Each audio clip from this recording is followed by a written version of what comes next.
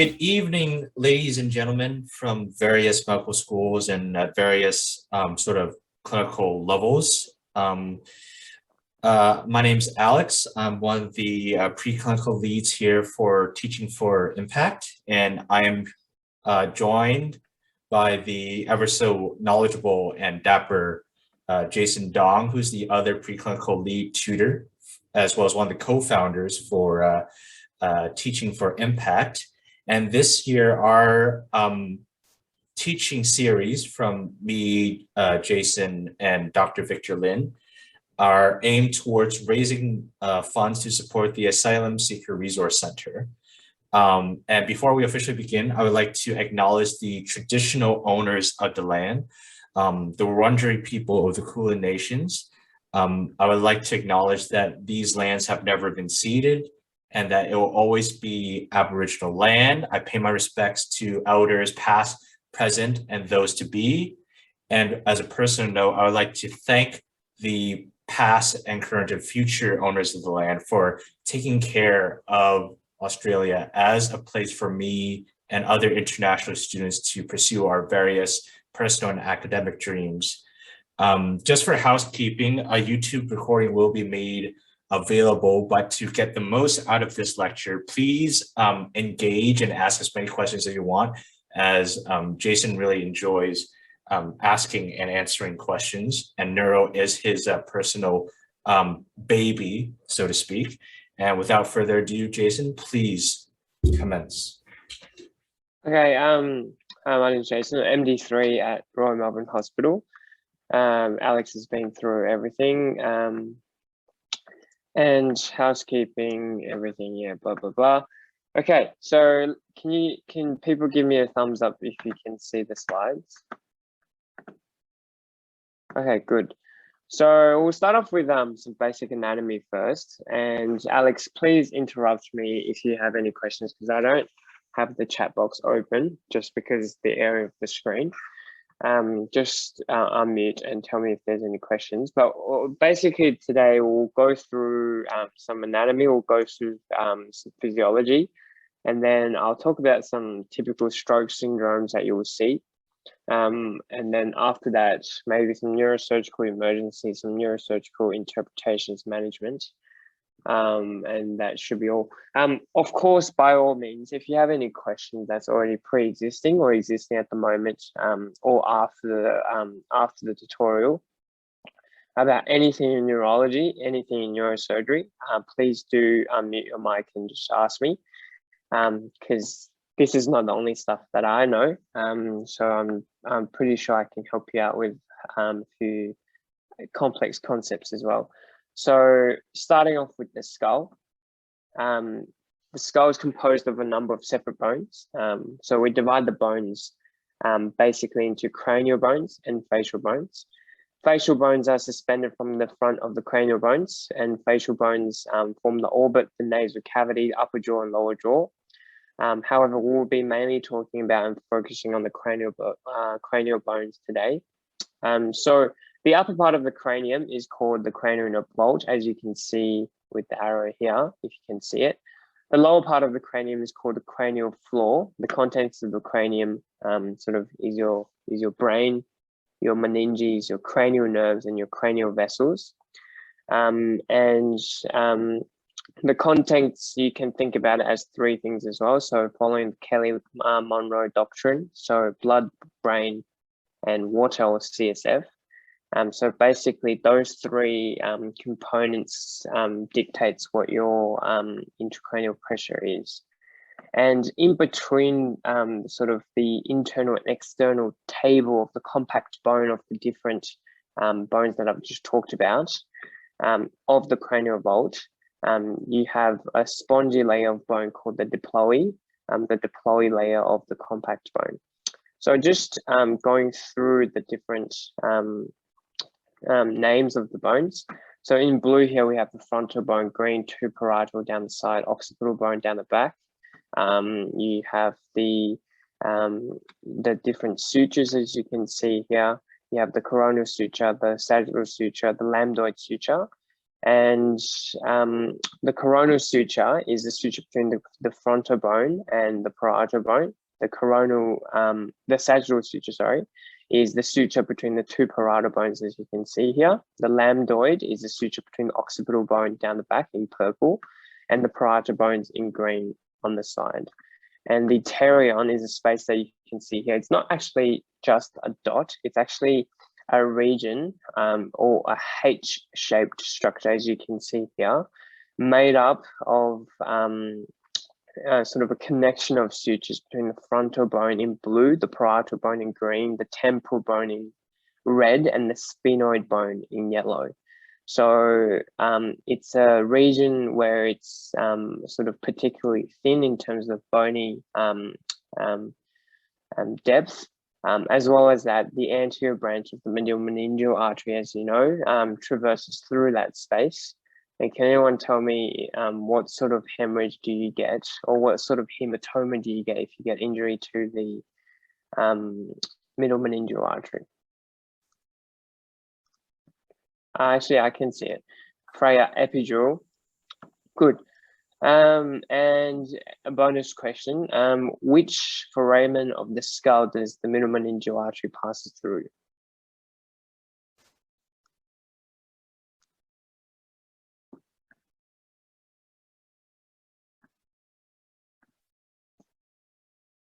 Anyone?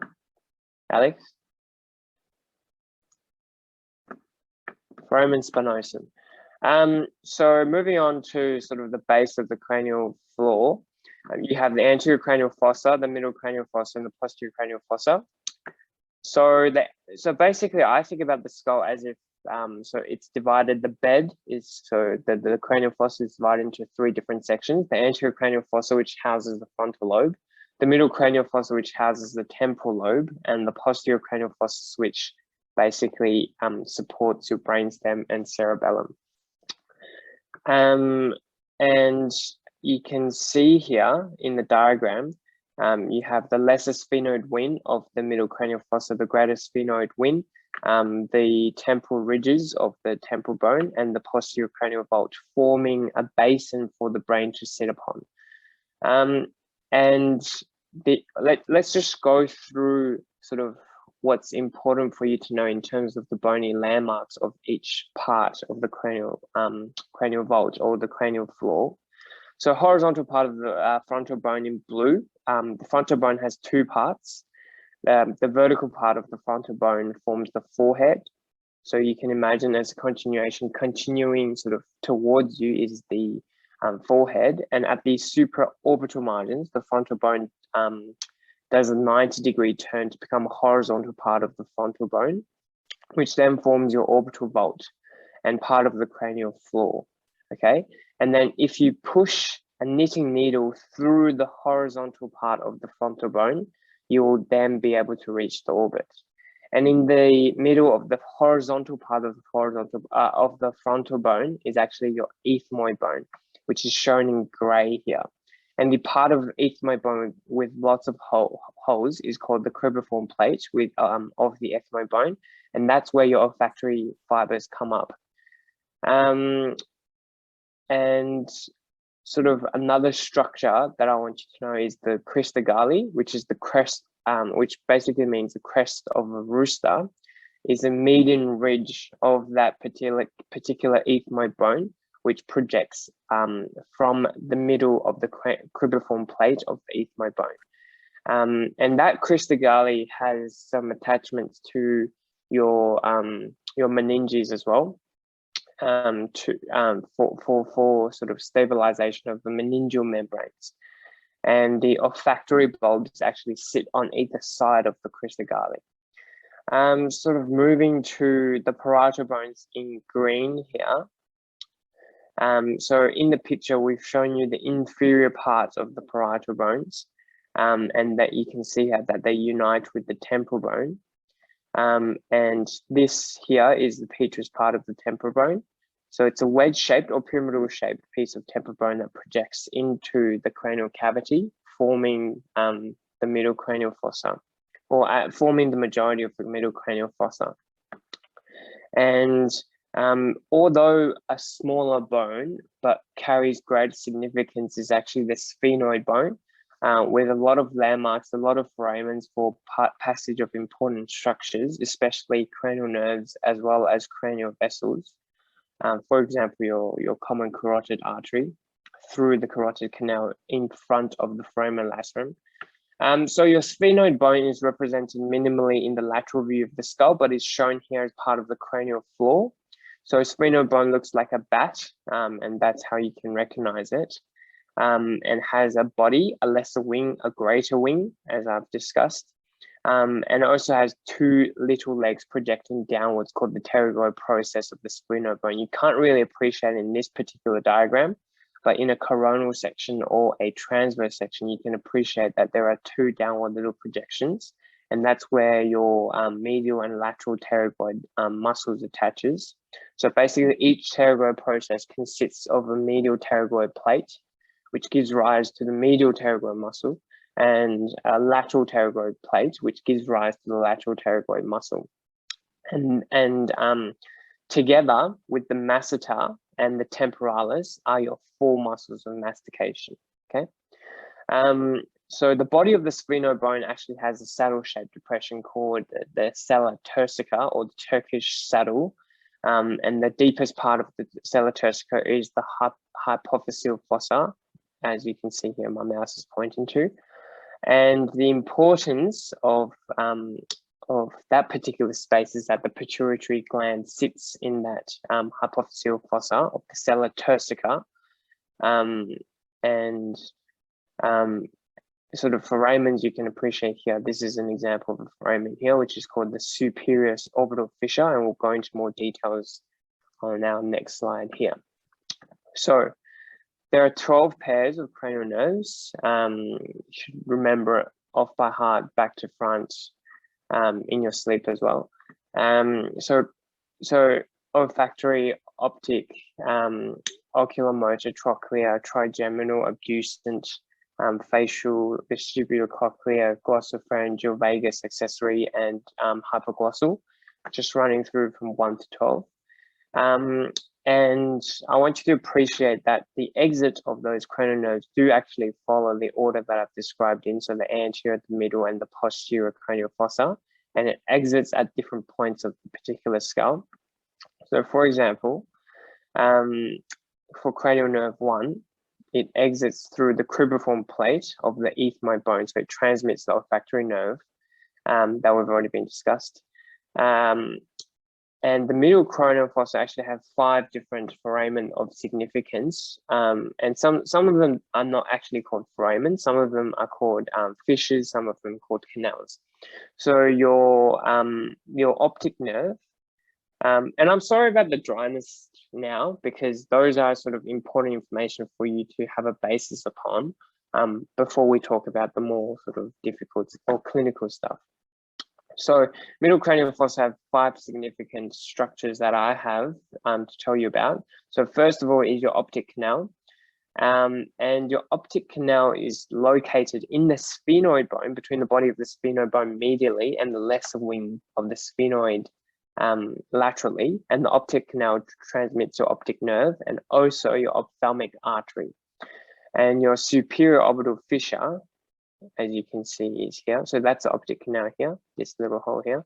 Superior orbital fissure, you can see that little vacancy there, divides the lesser wing of the sphenoid bone from the greater wing. So lesser wing above and greater wing behind, or more inferior and more laterally.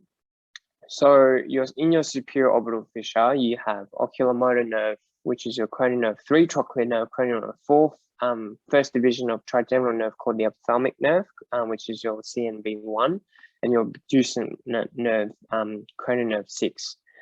So moving on, so we've done optic canal, we've done superior orbital fissure. Then is your acronym ROS, so foramen rotundum, foramen ovale, and foramen spinosum. So optic canal, superior orbital fissure, foramen rotundum, foramen ovale, and foramen spinosum. Rotundum gives off your maxillary nerve, maxillary division of your trigeminal nerve, and your foramen ovale actually gives you a few things, but for this particular tutorial, just remember that the mandibular nerve also passes through the foramen ovale. And also there's a different foramen ovale in the heart between the left atrium and the right atrium, and that's a different foramen ovale, okay? In the brain, this particular foramen ovale is always patent. Foramen spinosum, as we've discussed, transmits the middle meningeal artery, and you can see that it's a very little foramen at the base of the skull. All right, so so we've done anterior cranial fossa, we've done middle cranial fossa, then moving on to posterior cranial fossa. Things to note here is your internal acoustic meatus on the petrous part of the temporal bone, which is also called the internal auditory meatus, and that transmits your facial nerve and your vestibulocochlear nerve, okay? And your jugular foramen, in this case here, beneath your internal acoustic meatus, which also situated in the petrous part of the temporal bone. Actually, the petrous part of the temporal bone sits anterior to it, and sort of your occipital bone more posterior. So it sits in like a particular groove that's sitting in between those two landmarks, and actually transmits your cranial nerve 9, your cranial nerve 10, and cranial nerve 11. So those are glossopharyngeal, vagal, and accessory nerve respectively. And given the name jugular foramen, also transmits the internal jugular vein as well. So moving on from that, your hypoglossal canal, as you can see here, is located in occipital bone. So we've moved on from the middle cranial fossa, we've moved to the posterior cranial fossa, and posterior cranial fossa is made up from the temporal bone and from the occipital bone. We've moved on from the occipital bone now. We've moved on from the temporal bone, and we're now talking about sort of the most posterior, which is formed by the occipital bone, and that's where you'll be finding your hypoglossal canal, which then transmits your hypoglossal nerve, which is your cranial nerve 12. And lastly, foramen that I want you to pay attention to is the foramen magnum, which is located in the occipital bone, and the foramen magnum transmits the spinal cord. Any questions so far? So scalp. As a sort of running through the layers of the scalp, acronym SCALP is basically used a lot. So moving on from the most superficial to the most deep, you have S for skin, C for dense connective tissue, A for epicranial aponeurosis, L for loose connective tissue, and P for pericranium. Okay, so the internal sort of the periosteum of the skull, which is called the pericranium. And as you can see here, by giving you a coronal section through the skull, you can see the diploid vein, you can see the missory vein going through superior sagittal sinus that is created by the meningeal and periosteal layer of the dura mater, which is the separation of the two spaces, which creates a space for your sinuses to go across. And this is also a good diagram for you to appreciate that this is your epidural layer, which is a potential space which you actually don't get any collections in. So whenever you have an epidural hematoma, for example, you're enlarging that potential space, which normally doesn't exist. So there's a problem. And things like increased intracranial pressure or local nerve, local mass effect or compression from that particular hematoma may cause neurological signs. Moving on, intracranial hemorrhages. So we've touched on epidural hematoma, and there are three major sort of intracranial hemorrhages that sort of is a neurological emergency. Acute on chronic subdural hematoma, epidural hematoma with a deterioration in Glasgow Coma scale, as well as a subarachnoid hemorrhage. Usually, an intraparenchymal hemorrhage, you can wait and sort of expectant therapy because you can't really do anything in terms of immediate management. And neurosurgery are sometimes called in to evacuate any blood as a result of mass effect. But when you're thinking about your hematomas, your intracranial hematomas, your epidural, your acute on chronic or acute subdural hematoma, your subarachnoid hemorrhage are emergencies. And depending on the state of the patient, sometimes hemorrhagic stroke or intraparenchymal hemorrhage, you need to pay attention to as well. So on the picture here, you have epidural hematoma on the right-hand side. Usually it's described as a biconcave sort of appearance of hyperintensity on CT, whereas your subdural hematoma, depending on the age of the blood, it can appear either hypointense or hyperintense or iso-intense relative to the parenchyma, and is usually not limited by your sutures, whereas your epidural hematoma is, because of the space that they're in. So over here you can see a schematic diagram showing that subdural hematoma in the subdural space, and over here it's in the epidural space. So if it's in the epidural space, it's limited more by the suture lines. Now, and in subarachnoid hemorrhage, you can get something called xanthochromia on CSF aspiration or lumbar puncture. And what you're looking for is you're looking for blood in the lumbar puncture that you're doing. And you're looking for a particular color. So it's often described as bloody or yellow. Technical term is xanthochromic. So what essentially is, it's a breakdown of blood products within the CSF. And it can lead to aseptic meningitis several hours after the bleed, resulting in the triad of meningismus. And that triad of meningismus is often referred to by sort of three distinct things. So in your nuchal rigidity, your photophobia, and headache, and sometimes examination findings that you're looking for Koenig sign and Brudzinski sign. So is a question from Freya: is xanthochromia lumbar puncture diagnostic for subarachnoid hemorrhage, which raises a likelihood or a suspicion? So usually subarachnoid hemorrhage is diagnosed clinically or on CT. So usually CT showing blood in the cisterns, basal cistern, in the interpeduncular cistern, can be, or like the typical star sign that you see on CT brain is usually diagnostic of subarachnoid hemorrhage, and they often have a clinical presentation which is so classic of thunderclap headache or sentinel bleed.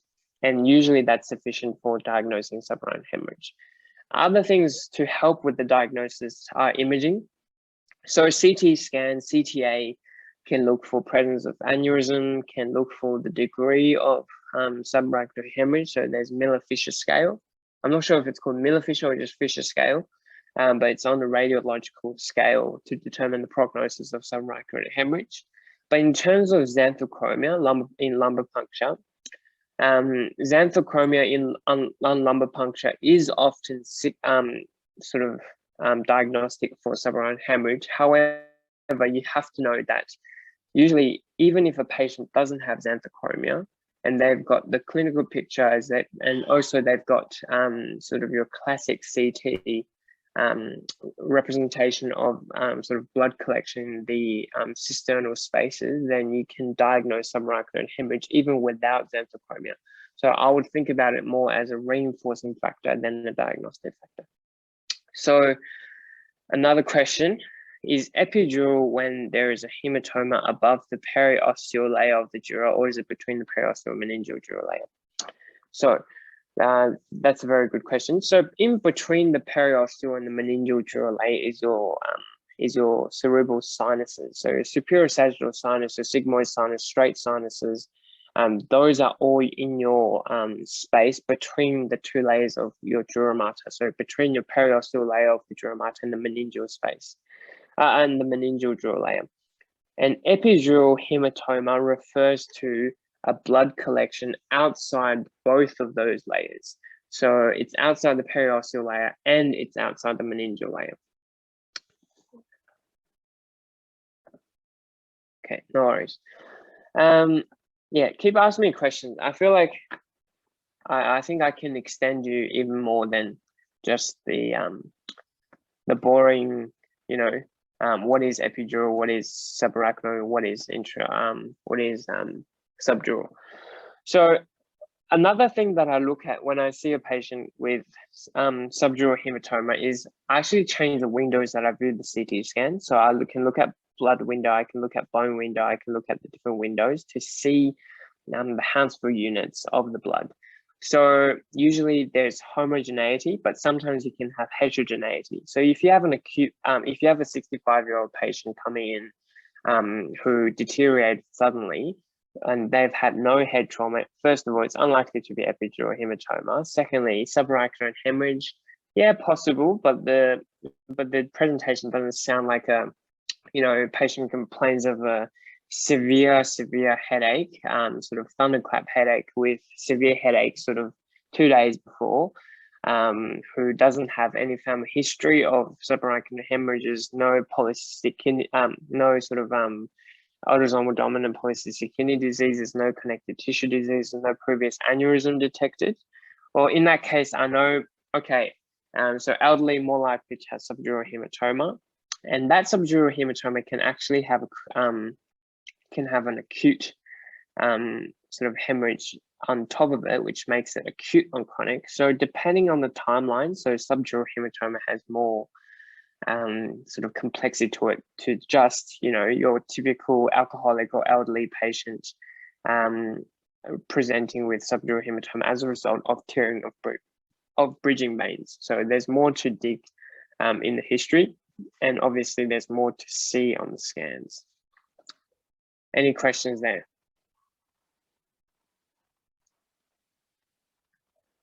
Okay. So increased intracranial pressure. Now, how should I structure this? So I don't want to tell you the basic. I think most of you already know, okay, increased intracranial pressure, you get headache, you get reduced consciousness because of compression on the brainstem, you get vomiting, which I'll come back to, and you get signs of increased intracranial pressure. For example, abducent nerve palsy, papilledema, spontaneous perioptical bruising, and Cushing's triad. Now, there's a few things that I want you to draw attention to. Firstly is the vomiting. Now, why do people vomit when they have increased intracranial pressure?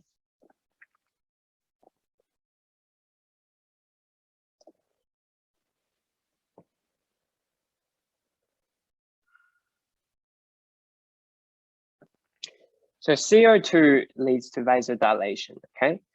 And when you're vomiting, you're hyperventilating. When you're hyperventilating, you're getting rid of CO2. When you're getting rid of CO2, you have vasoconstriction. Remember I said the Kelly-Monroe doctrine about sort of the contents within the cranial vault, and those are brain, fluid, and blood. So with vasoconstriction, I'm giving less blood to the brain, and therefore I'm helping with decreasing intracranial pressure. So it's body's mechanism of overcoming increased intracranial pressure, as well as sort of blood irritating, for example, the chemo trigger zone or area postrema, resulting in nausea and vomiting. Okay, so there are two mechanisms there. And abducent nerve palsy. Why is it that abducent nerve palsy more common than, for example, facial nerve or trigeminal nerve palsy? Is actually the location of the abducent nerve. So if you look at the cavernous sinus, if you look at a transverse section of the cavernous sinus, the abducent nerve is in the middle of the cavernous sinus. And when you have increased intracranial pressure, you can imagine that the cavernous sinus will be squeezed, and the nerve that's in the middle is most prone to that increase in intracranial pressure. An abducent nerve is responsible for contraction of lateral rectus muscle, which abducts the eye. So when you have an abducent nerve palsy, it causes what's called an esotropia due to unopposed action of antagonist medial rectus muscle. So in this case, the affected eye turns in towards the nose and is unable to abduct or move laterally. Okay, and sort of it might be subtle, but patients most commonly complain of actually horizontal uncrossed diplopia, which is worse at a distance than at near. Okay. And the diplopia is also worse when the patient is looking toward the affected side, and gets better when the patient looks towards the unaffected side. Obviously, because of how the image is formed with the different extraocular muscle movements, your diplopia is worse when you are looking towards the affected side. Other things, so papilledema, we all know, is swelling of the optic nerve as it enters the back of the eye, and that can be seen with increased intracranial pressure. Now, another thing I want you to talk to is the Cushing's triad. So, who can give me the three things which you see in Cushing's triad?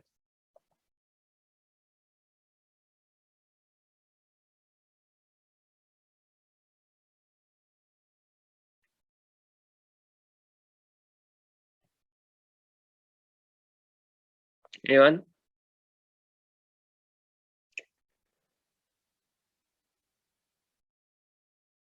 Wide pulse pressure. Why do you think I have wide pulse pressure?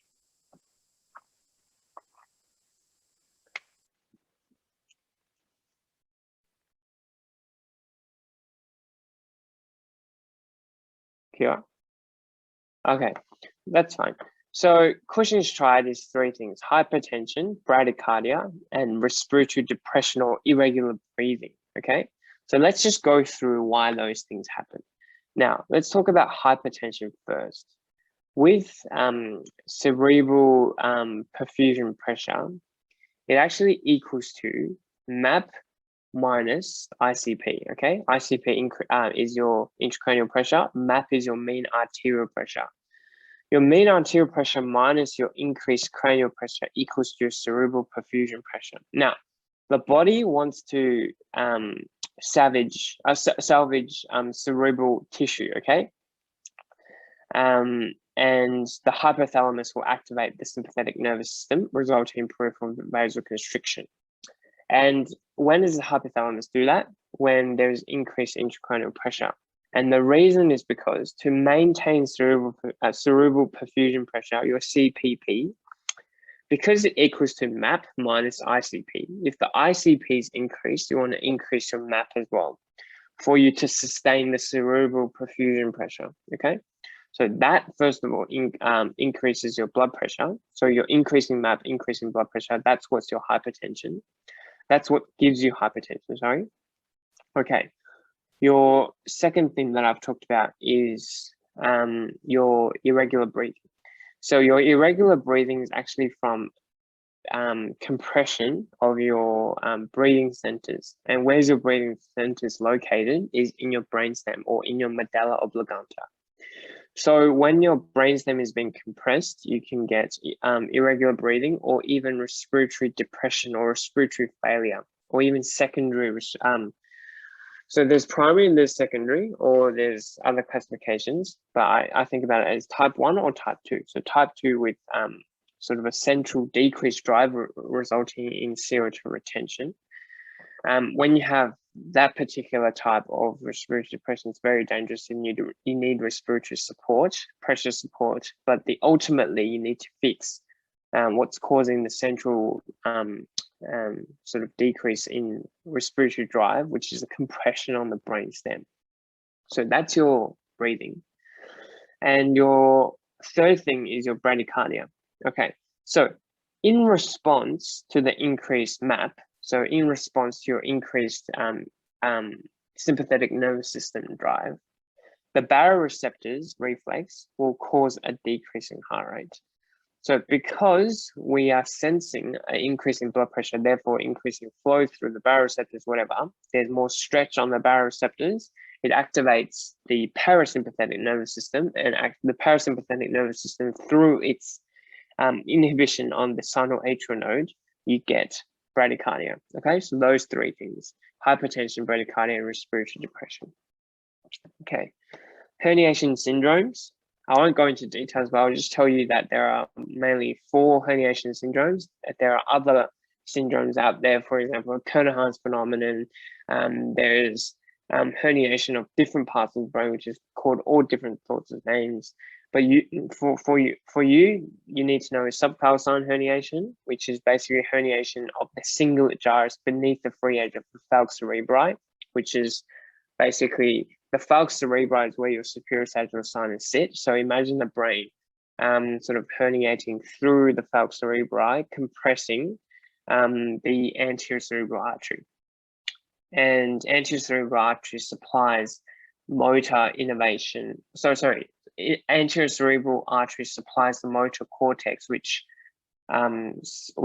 basically drives the motor movements of your legs, and therefore you can get leg weakness from subcalcine herniations. Other things you can get with ACA symptoms from compression of ACA. Think about your ACA syndromes, okay? So your leg weakness, your leg so your hemiparesis, your hemiaesthesias from your ACA compressions can be a result of subcalcine herniation. And in that case, it's a compression leading to compression of the anterior cerebral artery, which leads to your leg weakness, as opposed to your different embolic stroke causes of ACA syndrome. So from large vessel atherosclerosis, from your cardioembolic risks, from your sort of more small vessel lipohyaluronasclerosis, and your anatomical structure variations. But I think with strokes, with the different strokes and syndromes, we can even have a tutorial later to talk about that. But anyways, so we've talked about subcalcine. Let's talk about central transtentorial. Okay, so that's often the transtentorial herniation are sort of divided into central tentorial and uncal transtentorial. So central transtentorial herniation is a herniation of the diacephalon and parts of the temporal lobe. So diacephalon, I'm talking about your basal ganglia, I'm talking about your thalamus, I'm talking about your caudate, I'm talking about putamen, okay? So the diencephalon and parts of the temporal lobes of both cerebral hemispheres through a notch in the tentorium cerebelli, and descending herniation resulting in caudal displacement of brainstem, which then results in rupture of perimedium basilar artery branches. And that's what's leading to your Jurette hemorrhages, which can be fatal. Whereas your uncal transtentorial herniation is herniation of the uncus, also called the medial temporal or mesial temporal lobe, through opening edge of the tentorium cerebelli, which separates your supratentorial region and your infratentorial region, okay? And that's also leading to compression of key structures. And the 2 key structures that I want you to know is there's compression for uncal transtentorial herniation, that is, there's compression of ipsilateral oculomotor nerve, which results in your typical down and out. So what happens is there's compression of ipsilateral oculomotor nerve, resulting in ipsilateral pupillary dilation, which is your mydriasis, okay? So which is your opposite of your meiosis that you see in Horner syndrome, for example. There's ipsilateral loss of pupillary light reflex and ipsilateral denervation of all extraocular muscles except superior oblique and lateral rectus. And why is that? Because superior oblique is supplied by the 4th nerve, trochlear, and lateral rectus by your abducent. Okay, so down and out presentation with cranial nerve 3, oculomotor compression. You can also get compression of ipsilateral PCA, and the reason is because that PCA also runs close to the tentorium cerebelli. And what happens is you get ischemia of ipsilateral primary visual cortex, and you get sort of similar symptoms to PCA stroke. However, you're getting it from PCA compression from an uncal tentorial herniation, which results in your typical contralateral homonymous hemianopia with macular sparing. Okay. Now, so question, how do I differentiate between a PCA from compression, from uncal transcendental herniation, from a PCA stroke?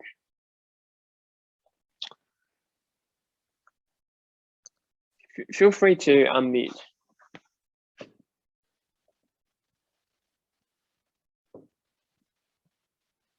Let's pick on Alex. Would some imaging help? Talking about sort of clinical signs. Okay, so I guess with the stroke, you would have sort of like the acute onset of those of the weakness and paralysis. Yeah. So first of all, with these questions, start off with history and examination. So history, obviously, it's going to tell you all sorts of things. Whether they've had a typical history of increased intracranial pressure with cough, vomiting, headache, reduced consciousness, or if I have a patient with acute deterioration, which points towards more cardioembolic or cardiovascular accidents. And with that particular sort of scenario in mind, then you look at, okay, what signs am I sort of looking for? So neurology is all looking about, all sort of talking about clinical signs. And with a posterior circulation or posterior cerebral artery stroke specifically, there are actually three things I'm looking for. So I'm looking for a typical eye symptom, which is called your homonymous hemianopia. And it's not to do with your quadrantinopias, which you get with MCA stroke, whether that's a parietal division or a temporal division. It's more your hemianopia, which is half of the visual field gone with macular sparing. Now, medical school doesn't tell you, or usually doesn't tell you, that why the macular sparing is the case. It's usually due to an accessory branch from the posterior choroidal artery, which goes to your macula, and that's why you get macular sparing. Now, moving on from that, we've got visual changes. Visual changes can happen in both transcendental herniation as well as PCA strokes. Now, in PCA strokes, I'm looking for extra things. I'm looking for whether they can write okay and whether they can read okay. So I'm looking for whether they're dyslexic or alexic. We call it alexia. Or I'm looking for agraphia, whether they can write things okay. Typically, in a left PCA stroke, I can get something called alexia without agraphia. So agraphia means they can't write. So they can write okay, but they can't really read. Okay, that's one thing. Second thing is usually they can't name things. Okay, so it's called anomia dysphagia or just anomia in general. So they can't name things. So if I give them a mouse, they can't tell me it's a mouse.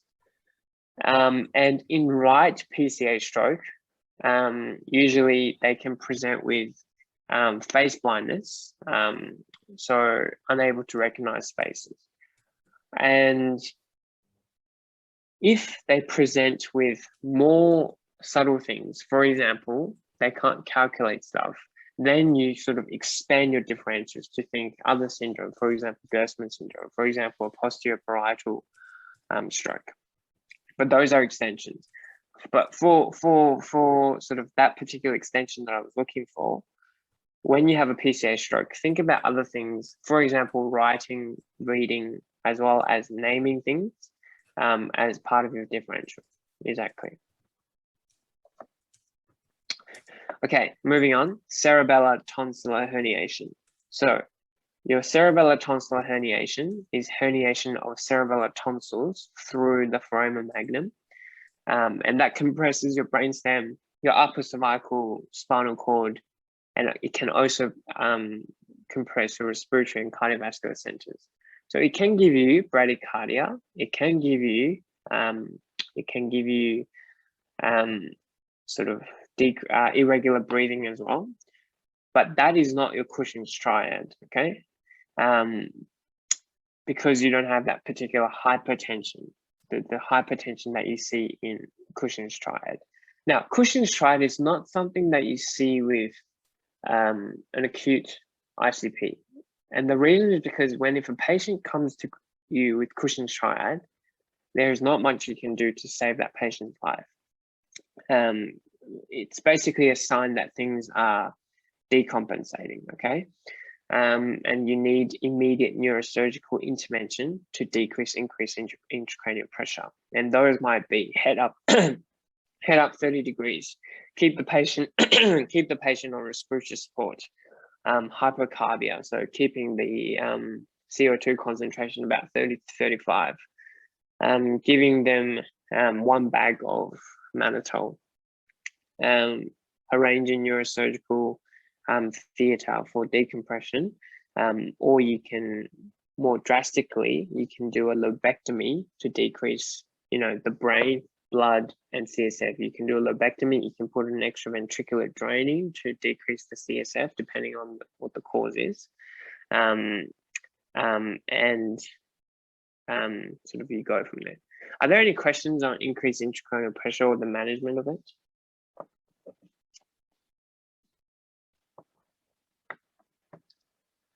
I got one question. Is there like a diagnostic imaging modality of choice with regards to this presentation, or does it kind of depend? What do you mean? For what presentation? So I guess for like those herniations that that you described earlier, like obviously, like as you said, the history and the examinations are kind of paramount and kind of give you most of the puzzle pieces already. But if you really need to have imaging to complete the picture, is there one modality over the other? Yeah. So basically, if a patient comes in and they present with sort of increased intracranial pressure, firstly, you want to rule out a stroke. You want to rule out whether it's hemorrhagic stroke or embolic stroke. In that case, what imaging would you want? Sort of, you would go for like the head CT. And contrast or non-contrast?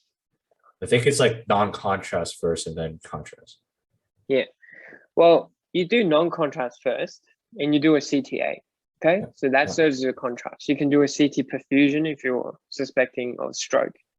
So non-CT to rule out whether there's any hemorrhagic stroke, and also to rule in if there's any embolic stroke. You can see in hypodense MCA, for example, hyperdense MCA. Sorry about that. And then following on from that, from the CT scan, you look at cisterns to see whether there's any subarachnoid hemorrhage. Now, from epidural hematoma, subdural hematoma, they can all lead to increased intracranial pressure. And following on from them, you can get all the herniation syndromes. Now, the herniation syndrome is for you to detect the extent of your increased intracranial pressure from whatever pathology there is. Herniation syndrome doesn't occur by itself, okay? There has to be a pathology, whether that's mass effect, whether it's sort of a tumor, a space-occupying lesion, or whether it's a hematoma, there is a pathology which leads to the herniation. Now, to confirm the herniation, you do imaging and you rely on the clinical findings. So if a patient's coning, or if the patient's having sort of your Cushing's triad, then you know that there needs to that there is something that needs to be done. However, CT scans can help you evaluate the degree of the sort of tightness of the brain. So things that you look at are whether the patient has sort of your so-called gray-white matter differentiation, and whether the cisterns can be visible. And also you can see herniation, for example, transcendental herniation on CTs and MRIs. But for surgical intervention, for example, you would always want to get MRI before you go to Actually, I take that back.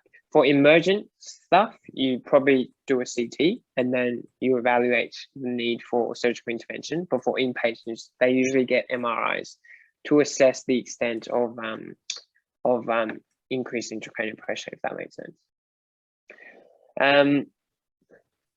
Freya, is that a question, Manatol? No, you asked before if there was a treatment for raised ICP. Yeah. So mannitol is one of them. So as I said, so you always go with non-pharmacological first, then you go pharmacological, and then you go surgical. So non-pharmacological, head up 30 degrees, keep them ventilated, pressure support, keep the CO2 down, or respiratory support, keep the CO2 down to about 30 to 35. Again, for that vasoconstriction factor. You give them osmotic diuresis to decrease the intravascular space, to decrease the intravascular volume. And then you look at sort of surgical interventions to decrease the pathology, whether it's a hematoma, whether it's a space occupying lesion, whether it's obstructive hydrocephalus, for example, to direct the, the three things, blood, brain, and CSF out of the out of the box, outside your brain. Any other questions?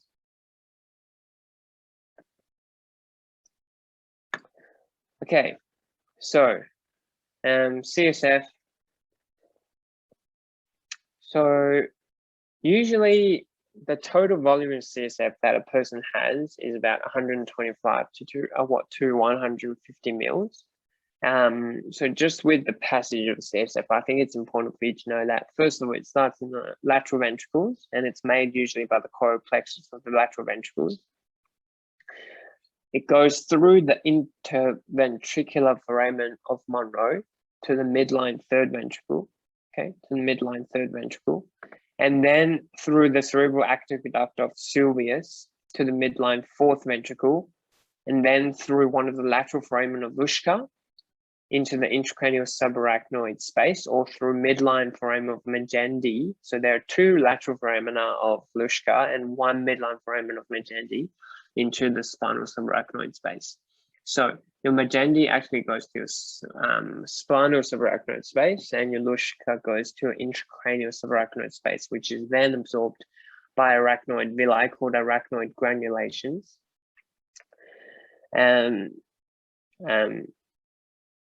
To regulate pressure, basically, in the brain.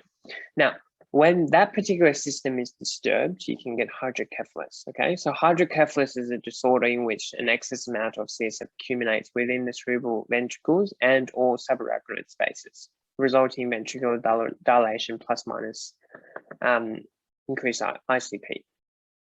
Now, there are two types of hydrocephalus. One, communicating hydrocephalus. Communicating hydrocephalus is caused by decreased CSF absorption by arachnoid granulations, for example. And things which can cause that, can people think about some things which can cause communicating hydrocephalus?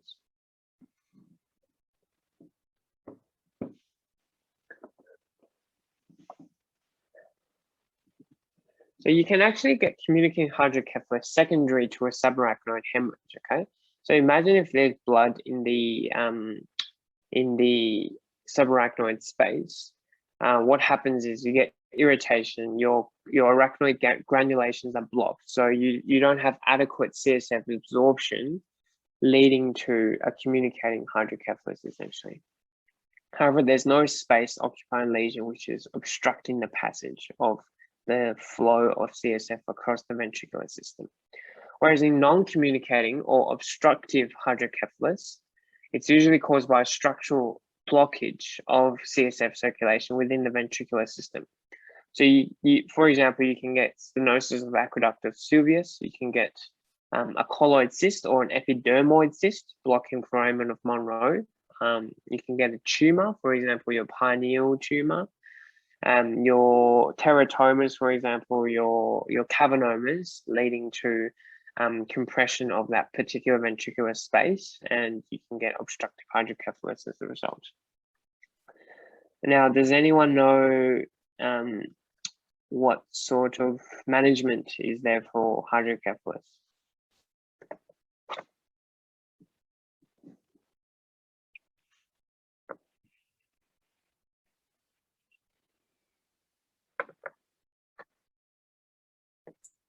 Like a pressure releasing shunt. Yeah, so you can give you can do a shunt, so which is called a VP shunt, a ventricular periosteal shunt. What else can you do?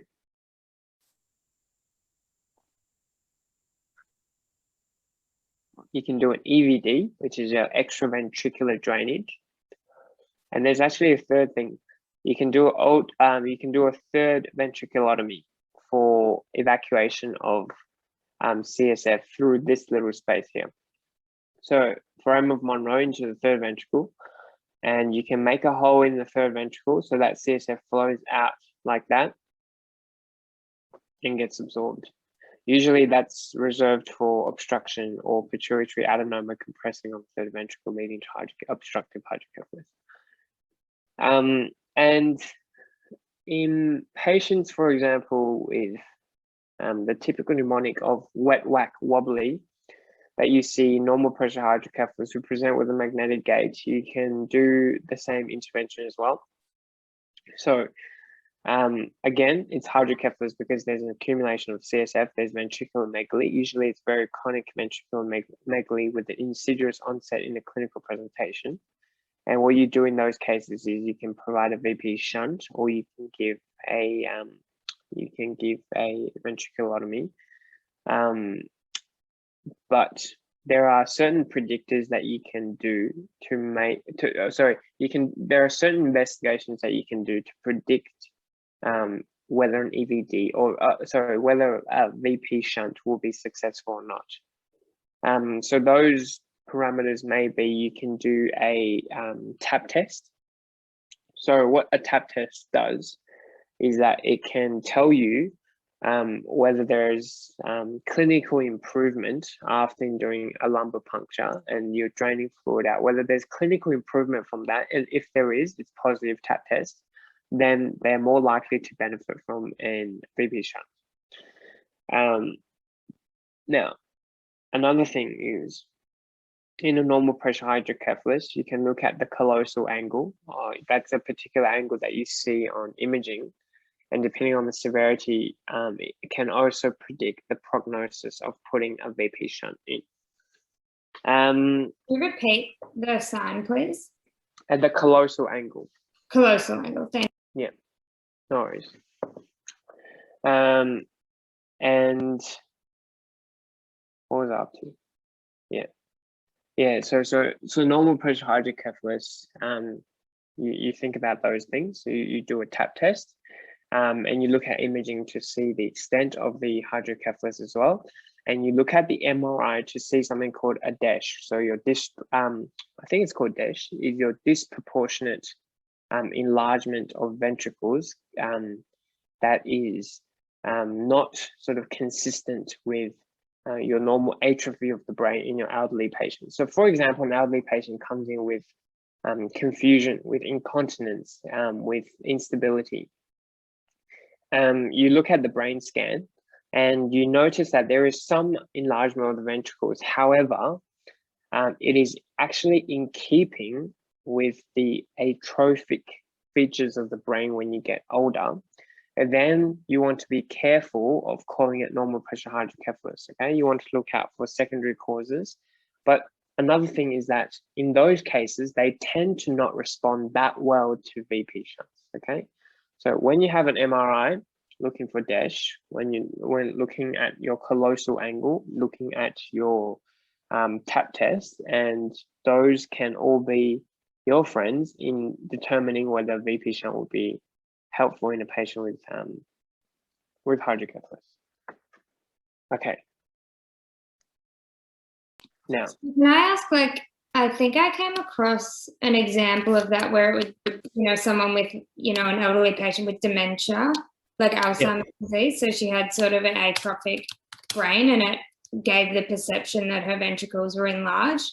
And they sort of, because she came in very confused and things like that. So thinking it might have been a hydrocephalus situation, but it was sort of almost like a paroxysmal thing.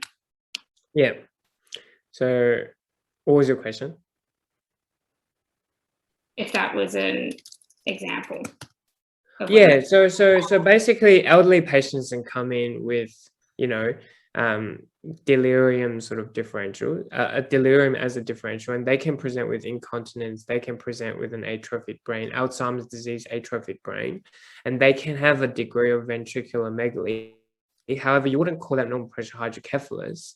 And the reason is because it's not a pathology to do with the CSF system.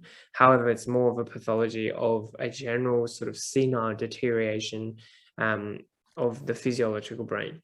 And in that case, you can put a VP shunt in if you suspect that there is too much of ventricular megaly and you suspect that there is too much CSF accumulation. However, the effect of putting a VP shunt will be decreased because you don't get that sort of disproportionate elevation or enlargement of the ventricles compared to the rest brain parenchyma. So that's a very good example. Any other comments or questions?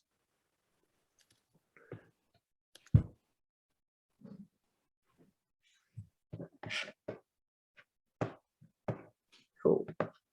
Okay, I'll just, for the sake of covering everything, I'll tell you something about meningitis. So there are two types of meningitis. Aseptic is more common. They're usually from viral infections. So you ask for sick contacts, you ask for coryzal symptoms, for example. But more high yield, for example, is bacterial meningitis. So meningitis, as the name suggests, it's inflammation of the meninges. And you're worried when it's a bacterial infection because they are more sort of fatal. And who can tell me the 3 different organisms which are most common in adults presenting with meningitis?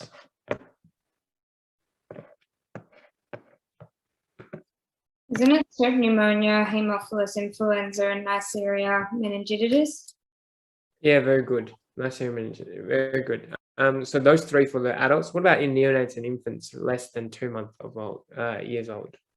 Sorry, less than 2 months old. I can't remember all of them. I'm pretty sure Listeria monocytogenes and E. coli might be one too. Yeah, very good. So Listeria monocytogenes, one's neonates and one's actually immunocompromised patients. So your chemotherapy patients. So your elderly patients who's got a really bad immune system, for example, can get Listeria monocytogenes. In neonates and infants less than 2 months, you also look at group B strep, which is your streptococcus, I think agalactiae. Submarine, very good. And E. coli, as you've said, as well as actually aerobic gram-negative rods, okay? So those are common in neonates and infants less than 2 months old. Okay, now, and then with your physical examination, you look for specific signs other than the clinical signs they've told you about, sort of photophobia, phonophobia, nausea, vomiting, headache, for example. Then you look for a positive Brzezinski sign and a positive Koenig sign. So basically, Brzezinski sign is spontaneous flexion of the hips during attempted passive flexion of the neck, and your Koenig sign is inability or reluctance to allow full extension of the knee when the hip is flexed 90 degrees, okay? So those are signs specific to your meningitis patient. And okay, say if you want to perform an LP, what things are you looking after and how would you perform that LP? At which location would you perform that LP? Between L4 and L5, maybe. Just past the conus medullaris. People differ. Like some people do it between L3 and L4, I think, as well. But some people do it between S5 and S1. Yeah, very good. So conus medullaris, L1, L2, you can do L3, L4, L4, L5, that's fine. And basically you palpate for sort of bony landmarks. And what I do is I go for the PSIS, and that's usually sort of my L4-5, my L4 spinous process. So I draw a line between the PSIS and my spinous process, and that's usually my L4 or even my L4-5 intervertebral space, or the space between the L4-5 spinous processes. And then one really common exam question is sort of needles passing through. What layers are you passing through? So I always go, okay, so I hit the skin first, and then I go, there's the superficial fascia, then I penetrate the fat, then I have my spinous process, but before the spinous process, I have a supraspinous ligament, and then I have interspinous ligament, then I have the more thicker ligamentum flavum, okay? So once I sort of get that pop through the ligamentum flavum, I'm in the epidural space. And for example, in epidural anesthesia, you stop there. However, if you want to collect CSF, that's in your subarachnoid space. So you move on further. So you pass the dura mater, your arachnoid mater, then you're in your subarachnoid space. And that's where you have your clear CSF fluid. And you should feel that resistance. And as soon as you pass through, that should be your subarachnoid space. Now, you would always want to sort of draw back, which is your aspiration, to see whether there's any blood. And if there's any blood, can mean a few things. So first of all, you might be in the epidural space. And epidural space, there's epidural plexus or veins. And in that case, you don't need to worry that much. However, if you think you've gone really deep and you've hit blood, then that may be a problem. Always come back and then either discuss with a more senior sort of person or sort of reattempt. But usually, if you aspirate enough and you've sort of guided with an experienced person, usually you can get it in that subarachnoid space fairly easily. Okay, so say if a patient does have meningitis, we do not actually delay treatment while waiting for results. So we start with empirical antibiotics, so your ceftriaxone. And for the more immunocompromised or the neonates, then we want to add benzopenicillin as well. And the reason why we want to do those is for Listeria monocytogenes specifically, okay? So if a person is greater than 50 years old, or if they're a neonate, for example, less than 2 months, then we want to add in benzopenicillin to the ceftriaxone as well. If you're suspecting, or if there's a history of methicillin resistant or MRSA, Staph aureus, you want to give them vancomycin or linezolid as your antibiotics cover empirically. Okay, so a few recap questions. Let's go in person by person. Alex, first question: a young man sustains a blow to the pterion by a cricket ball. He loses consciousness transiently and then recovers. It seems fine. What are you worried about? What might CT brain show? So what I'd be worried about is a potential bleed, like a subarachnoid hemorrhage. Mm-hmm. And what a CT brain might show would be the sort of like a hematoma or a collection of blood, either probably deep to the scalp or within the layers. Yeah, so okay. So what if I tell you the cricket ball is hitting on the pterion?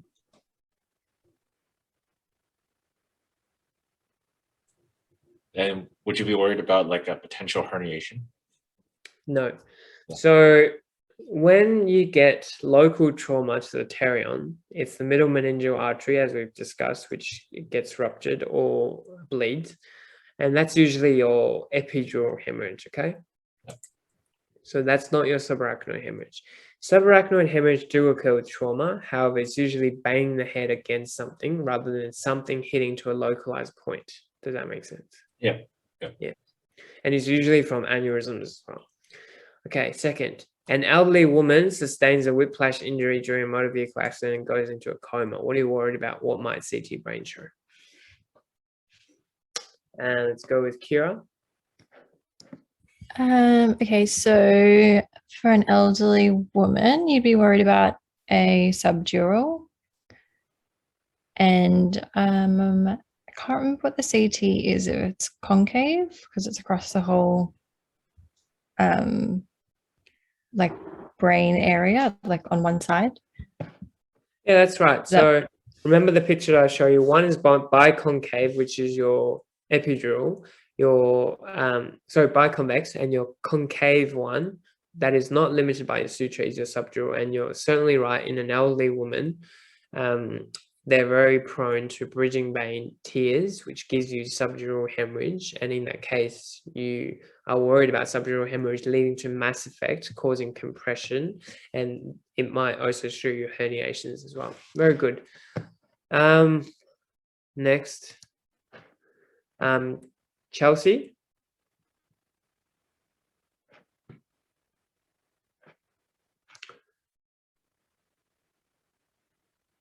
Let's go with Samarine.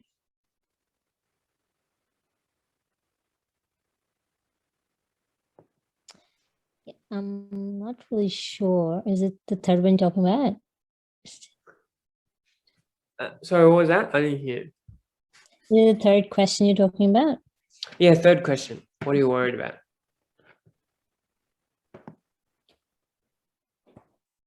I'm not really sure. Sorry. Yeah, that's fine. So subarachnoid hemorrhage, what you're worried about after subarachnoid hemorrhage is actually two things. So first of all, possibility of a rebleed, okay? But more importantly, 3 to 10 days, you're most worried about vasospasm. So with subarachnoid hemorrhage, you want to prevent vasospasm with nifedipine. So patient with thunderclap headache, when they present to the hospital, you do two things. Actually, you do three things. One, you want to diagnose the patient, so you organize imaging, and two, you want to control their blood pressure. If they're very high, if they have a really high blood pressure, you want to bring them down. Usually you use IV hydralazine to bring down blood pressures acutely. Three, you organize nifedipine or other calcium channel blockers, and the reason is because you want to prevent a vasospasm, okay? And if a vasospasm occurs, it's potentially fatal because basically you're giving them a stroke. Go back to Alex. What is most common cause of hemorrhagic stroke? So like a berry aneurysm? Yeah. It's actually hypertensive. Okay. Oh yeah, high blood pressure. Yeah. Yeah, high blood pressure, and they tend to occur. Do you know whether it's more deep or more superficial? I think it's the deeper structures. Yeah, it's more deep. So your lacunar infarcts, for example. Okay. Because of time, I'll answer the following. Which cranial nerve is most susceptible to injury, increase in intracranial pressure? So once you get increased intracranial pressure, remember your cavernous sinus gets compressed, and what's in the middle of the cavernous sinus is abducent nerve, so you get a 6th nerve palsy. And if you get a herniation, for example, transcendental herniation, you can get a 3rd nerve palsy as well. How does a palsy in this cranial nerve present? So on abduction of the eye, you can get, with looking towards the affected side, you can get diplopia, and the diplopia is better when you look towards the unaffected side. What is the pathophysiology of Cushing's triad? We've talked about cerebral perfusion pressure equaling to MAP minus ICP. So if ICP increases, therefore there's a physiological increase in MAP, and that's your hypertension. Your second thing is because of the hypertension, because of the vasoconstriction from the hypothalamic control of sympathetic nervous system, there's also a sensing from baroreceptors that your blood vessels are constricting. There's more flow, there's more stretch, and therefore you activate your parasympathetic nervous system, which then decreases your heart rate. So that's your bradycardia. And lastly, you get compression of the brainstem, and that is your irregular breathing or respiratory depression. What are the 4 types of herniation syndrome? So we've talked about uncal herniation, we've talked about the central uncal herniation, we've talked about the transcendental uncal herniation, sorry, the uncal transcendental herniation, the central transcendental herniation, we've talked about the subphalangeal herniation with compression of ACA, and we've talked about the tonsillar herniation with the brainstem and the cerebellum going through the foramen magnum, and that can cause your Cushing's triad. Any questions there?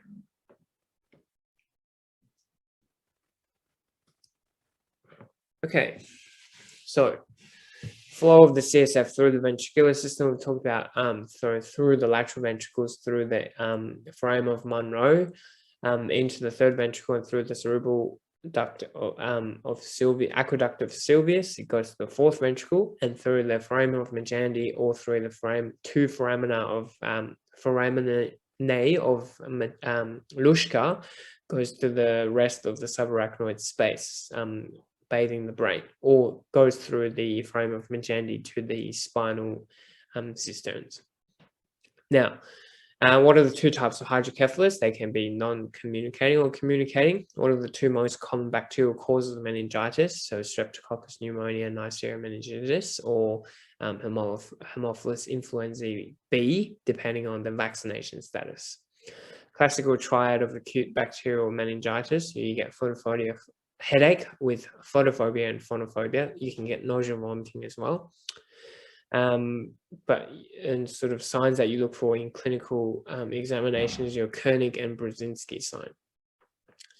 What are the 3 techniques that you can use to demonstrate nuchal rigidity in a patient suspected to have acute bacterial meningitis? So you can get them to look to the left, to look to the right, to see if they can laterally rotate or flex and extend the neck, as well as Koenig and Brzezinski sign to suspect whether there's any meningeal irritation. During a lumbar puncture, where is the CSF collected from? While waiting for the results of LP, what empiric antibiotics should you start a patient with suspected bacterial meningitis? So CSF collected from L345S1. Usually L45 space, because the landmark of PSIS joined to the L4 spinous process. You go through the layers, as we've talked about: skin, fascia, fat, supraspinous ligament, interspinous ligament, ligamentum flavum, as well as your epidural space, and then piercing through your dura mater and your arachnoid mater into the subarachnoid space. Empiric antibiotics, you give them ceftriaxone usually, plus minus dexamethasone, because of antibiotics penetration.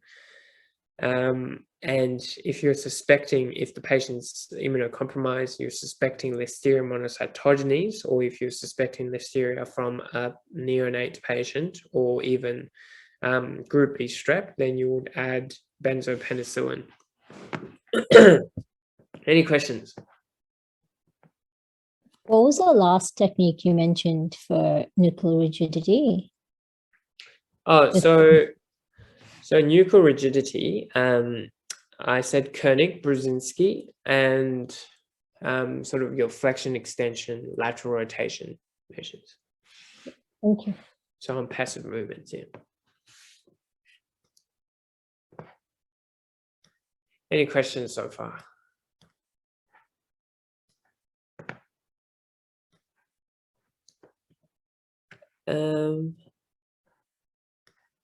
Stroke. Okay. So I know it's getting to 7:30, and So we still have stroke left, sort of talking about DCML and stuff. What I might do is I'll go to the questions.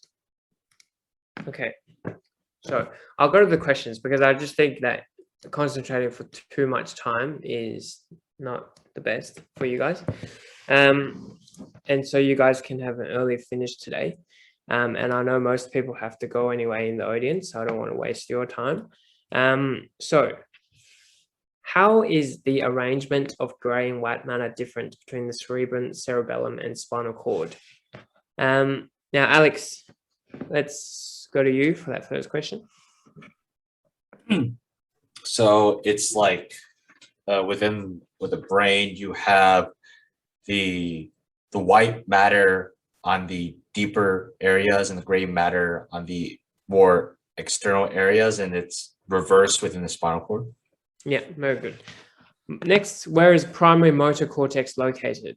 Kira? It's the back of the frontal lobe. Yeah, back of the frontal lobe, but I'm more specifically looking for where is it in relation to the central sulcus? In the central sulcus, the one that's going sagittally. Coronally. Correct. Sorry, I always get my planes mixed up. Do you mean? Okay, so it's in front of that. Is it? Yeah. So Okay. pre-central gyrus as well. Yeah. Yeah. Good. And can you also answer the next one? Maybe primary somatosensory cortex, therefore, is located Post-central gyrus. Yeah. Good. Submarine, primary auditory cortex. Is it temporal lobe? Like the Yeah, side? temporal parietal. Very good. Broca's area. Let's pick on Chelsea.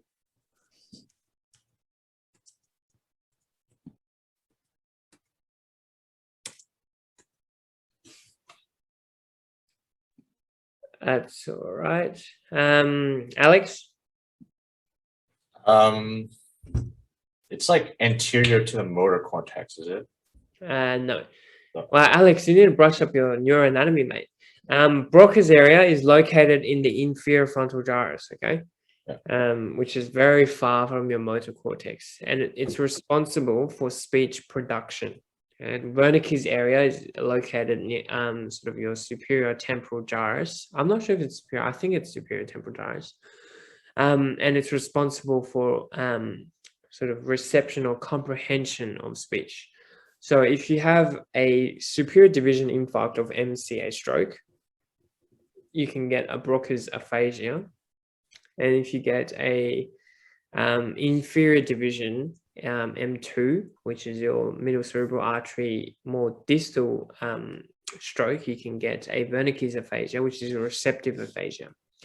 Now you can also get infarction of the tract between Broca's and Wernicke's area, which is called the arcuate tract. And in those patients, you can get a conductive aphasia. And those patients, when you ask them to repeat things, they usually find it difficult to do so.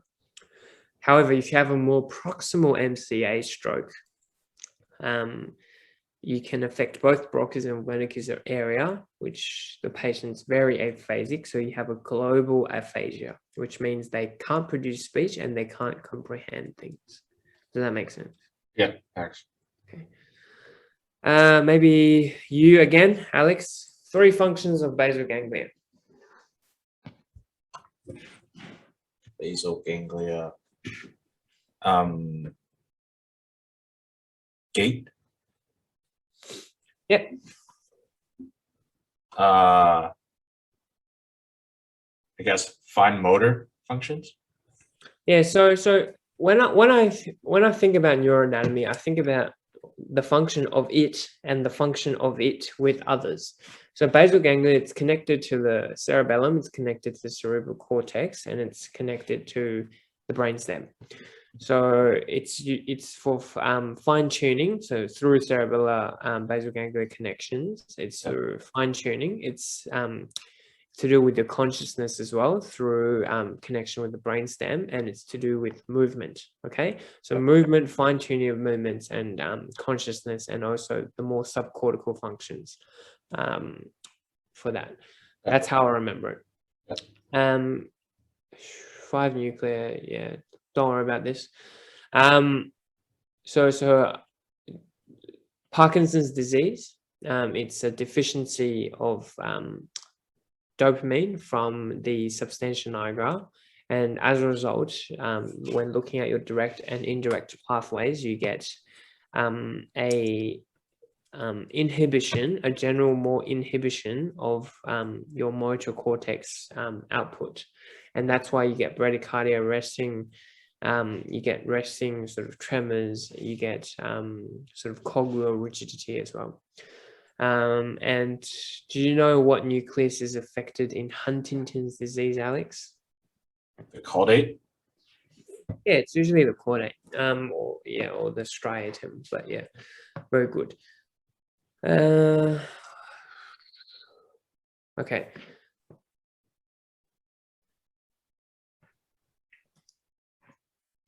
Let's look at this. So DCML. So DCML pathway is your dorsal column medial lemniscus pathway. And what it does is that it's the pathway for your sensory system. And your sensory system, I think about it as if there are 3 orders to it. And hence the 3 neurons in the DCML pathway. So your first order neuron has its sort of neural body in the dorsal root ganglion. And what that does is that it picks the sensation from the periphery, it communicates onto the spinal cord, and that's where the second order neuron synapses, and then sort of it goes all the way up through the spinal cord, and it synapses with the nucleus in the nucleus gracchalis and nucleus cuneatus, and then that ascends as your medial lemniscus pathway to the thalamus. So that's your second order neuron. And from that, you go from the thalamus to your primary somatosensory cortex. So just to recap, 3 neurons. So your first neuron travels from the periphery, so from your hand, for example, to your spinal cord, okay? And it doesn't cross. It goes all the way up, and it synapses onto the nucleus gracchalis or nucleus cuneatus. That's your first neuron. Your second neuron goes from your nucleus cuneatus and nucleus gracchalis to your thalamus, okay? That's your second order neuron. Your third order neuron goes from your thalamus to your primary somatosensory cortex. Now, where it decussates, does anyone know? Alex, do you know where it decussates? Are you asking where the DCML decussate? Yeah. In the brain? Yeah, it's usually in the brainstem. Okay, it's usually in the brainstem where sort of you have that arcuate fiber going from the nucleus gracilis or nucleus cuneatus, ascending as a medial lemniscus. So that's where the ascending fibers are located. So 3 neurons in the anterolateral pathway, which is basically your spinothalamic tract for your pain and temperature sensation. So that actually decussates in your spinal cord. So again, periphery picks up pain and temperature. It goes to your spinal cord, it goes to your dorsal gray column, and that's your first synapse. Your second neuron goes from your dorsal. Actually, I'll show you a picture.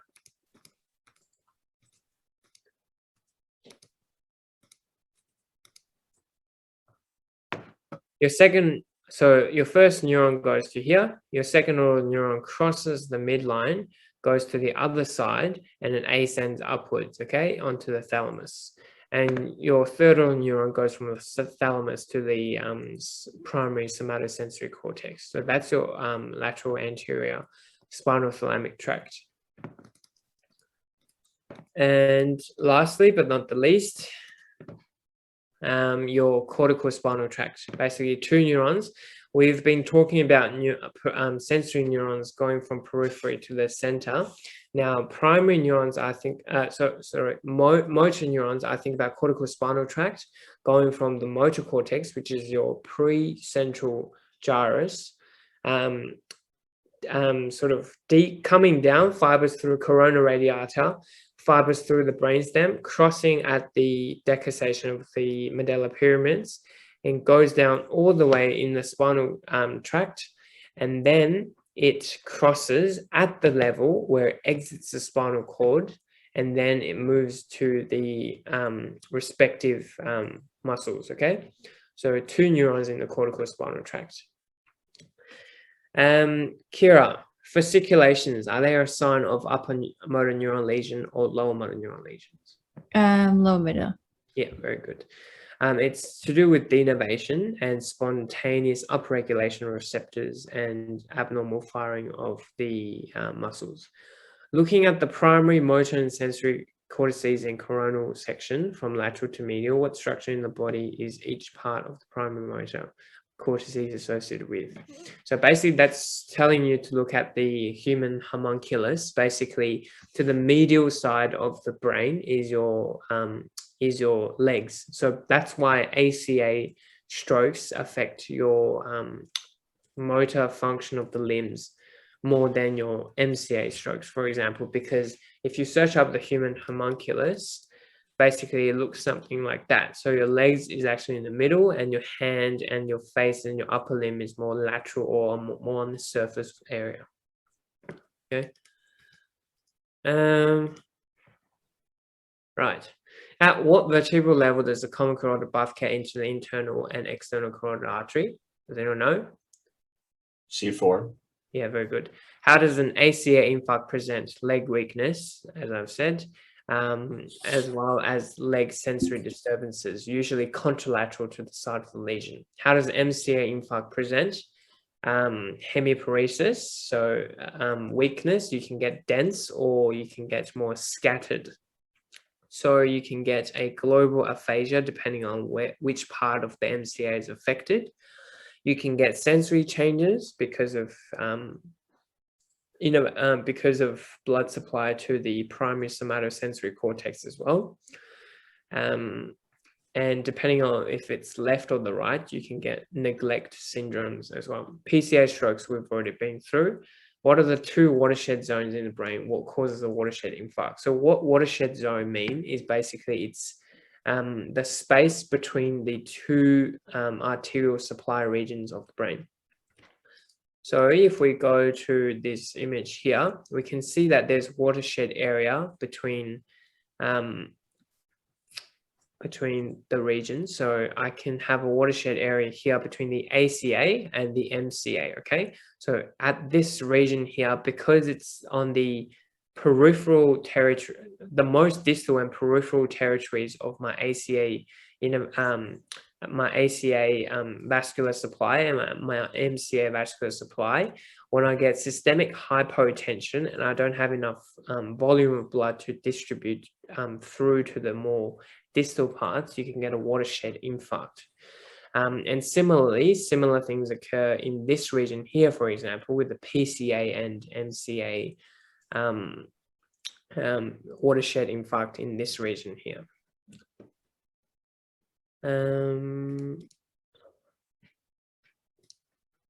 Okay. What visual field defect is pituitary macroadenoma most likely to cause? We'll go to Samarine for the last question. Do you know?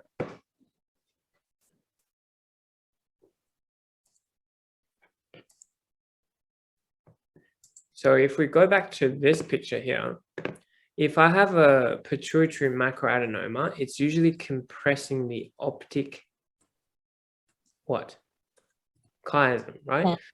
Yeah, very good. The optic chiasm. So if I look at where my optic pathway is. At the optic chiasm, it's usually the temporal visual field. So I get a bitemporal hemianopia, okay?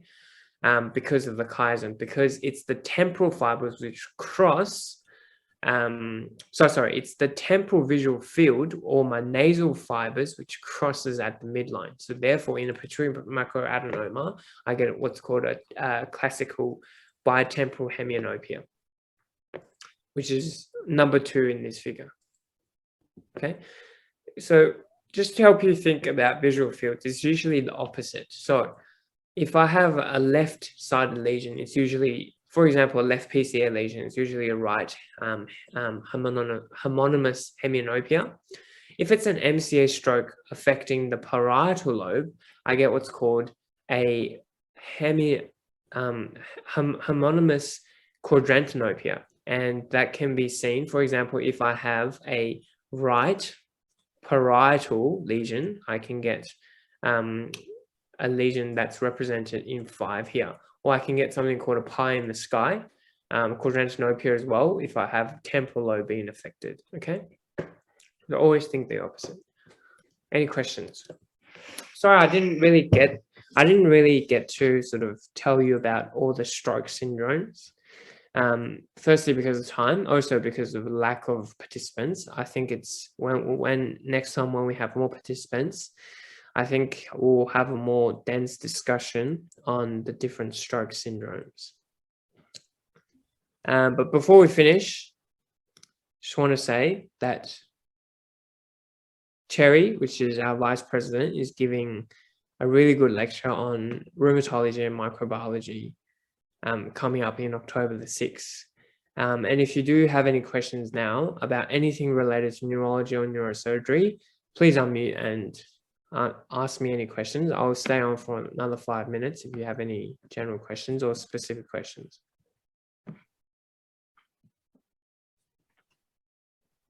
I don't have any questions, but I just want to say thank you before I go. No, all good. Thanks, Kira. Have a good night. You too.